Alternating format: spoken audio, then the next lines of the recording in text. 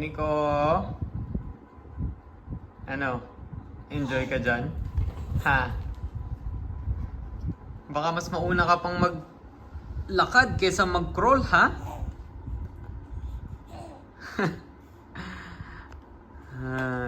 Ay, kang bata ka.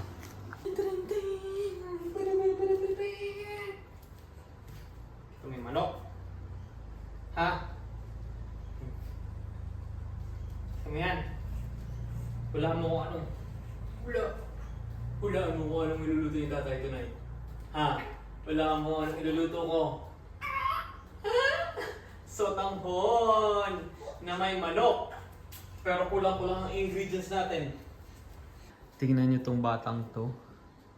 Sobrang clingy niya. Gusto niya lagi buhat-buhat. Kasi kung hindi niya nakikita, iiyak-iyak ulit. No? Iyak ng iyak. Kaya ngayon, dyan ka lang, panoorin mo ko. Tahin for tonight. Ha? Chicken sotanghon. Which is kulang-kulang ang ingredients namin, pero okay lang. Kami lang naman kakain. Saan ka pupunta? Ha? Saan ka na naman pupunta? Lalabas ka na naman ng bahay. Ayun, paalis na kami. Susunduin na namin ng mami ni Uniko. Malapit lang naman ang trabaho niya dito sa tinitirahan namin. 5 minutes walk. Nandun na kami sa pharmacy ni Jelena.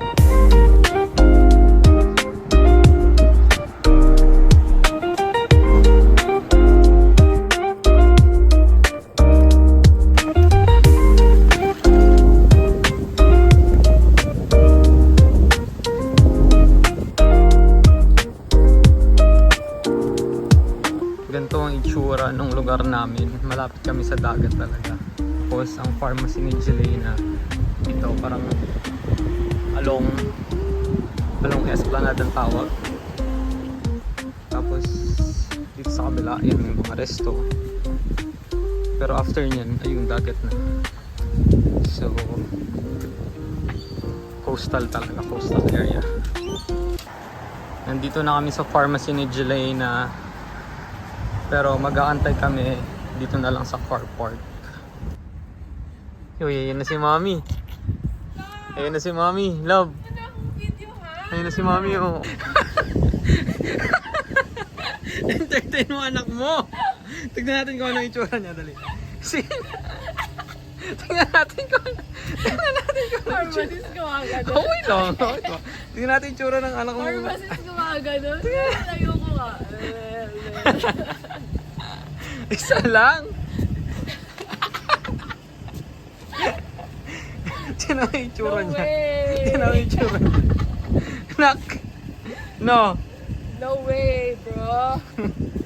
Hell na. Hell na. Dali. Ikaw ko nga.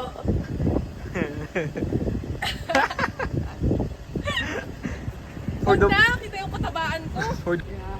Hay ka sa video. Video. Yeah.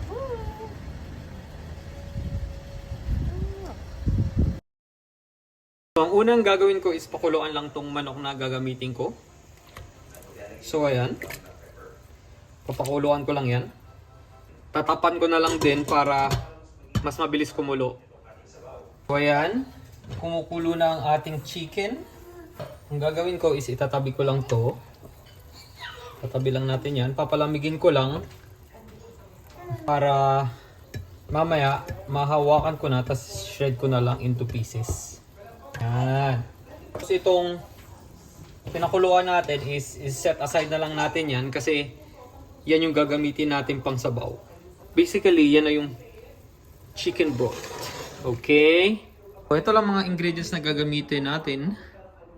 Chicken, syempre. Onion with, ano na to, onion and garlic. Pinagsama ko na. Hindi lang naman kakain eh. Tapos yan. Carrots. Chicken cubes.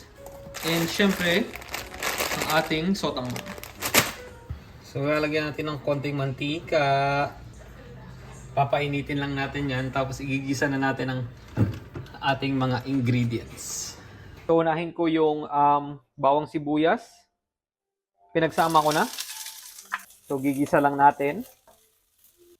Gagawin ko lang siyang medyo brown. Tapos, susunod ko na agad yung chicken. So, susunod ko na yung chicken. Dito na.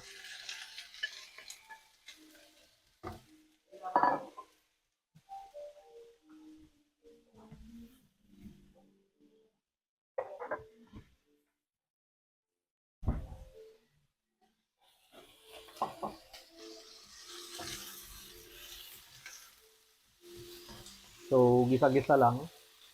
Gisa-gisa lang natin.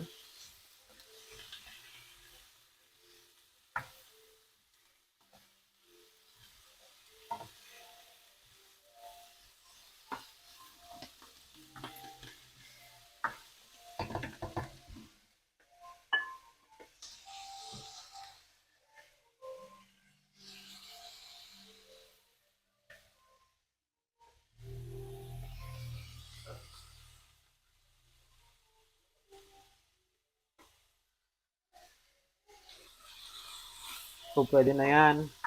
Isusunod ko na yung chicken broth. Yung pinaglagaan natin ng manok kanina.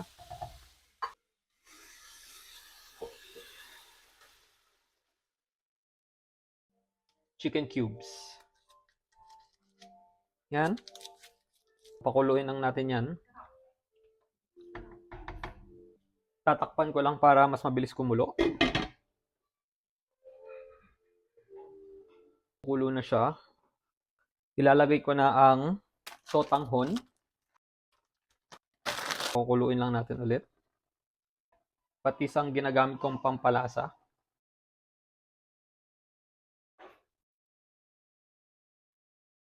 Paminta. Pakuluin lang natin ulit saglit. Ilalagay ko na yung carrots.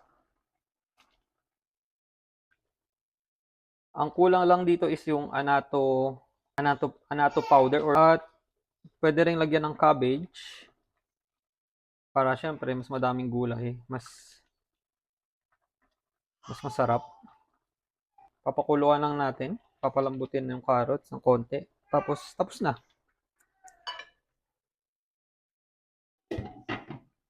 So ito, titikman na natin ang ating sotanghon. Mukha lang siyang matamlay. Kasi walang anato powder. Pero ito na.